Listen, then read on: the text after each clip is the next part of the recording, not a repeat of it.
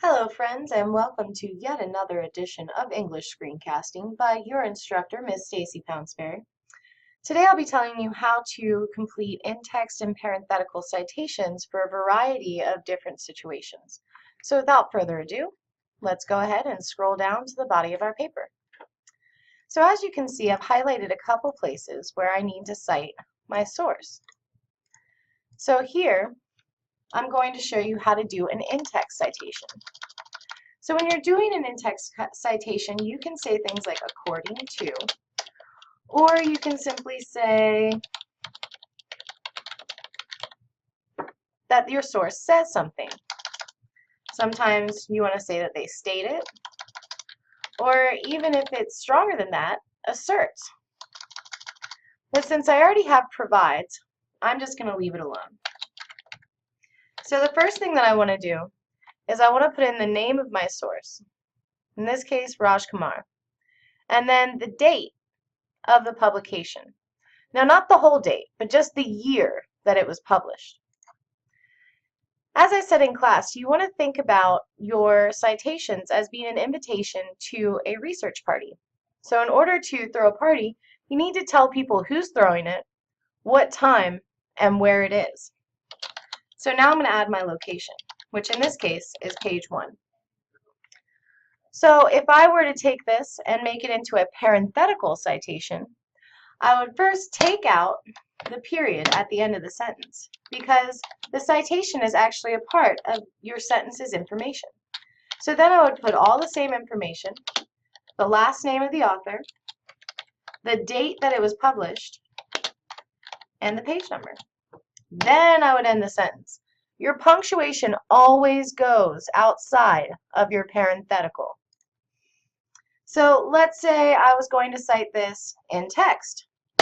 All I would have to do is come up here and say, according to Raj Kumar, my source, 2015, and then drop my quote.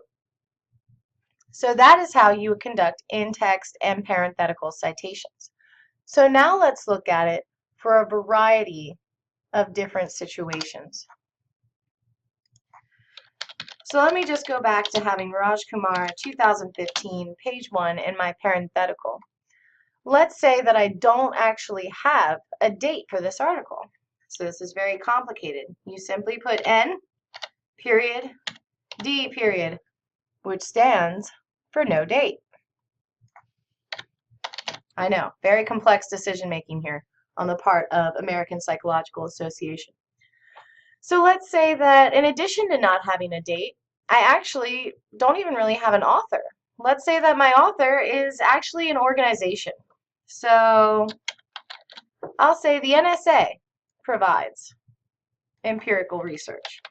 And then here in my parenthetical, I'll use the NSA in place of the author. Now let's say that I don't actually have an author at all. Then what do I do? Then I would give an abbreviated title for that article. I would say, let's see, for this one it's about childhood adversity. So I'd say childhood adversity provides empirical data. And then here, I would put the same thing. So note, when you're using the abbreviated title, you do use the quotations around that abbreviated title. This is only if your author is not named.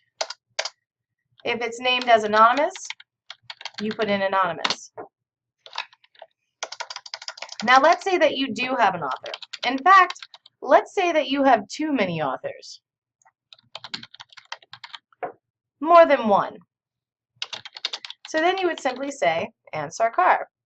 But when you get down to this parenthetical, you have to use an ampersand. Okay? Let's say there's more than just Raj Kumar and Sarkar. Let's say it's Raj Kumar, Watson, and Sarkar. So then you would simply add Watson into the mix. Now let's say it's Raj Kumar, Watson, Sarkar, and Grover. Well, that's a little bit too much, even for APA. So what we do is we erase all of those. We simply list the first author and then use a Latin phrase et al. For all the rest. And that is what it roughly translates to. And all. So there you have it. If you have any questions or if you need anything other than this instructional video, please let me know. I am more than happy to do that for you.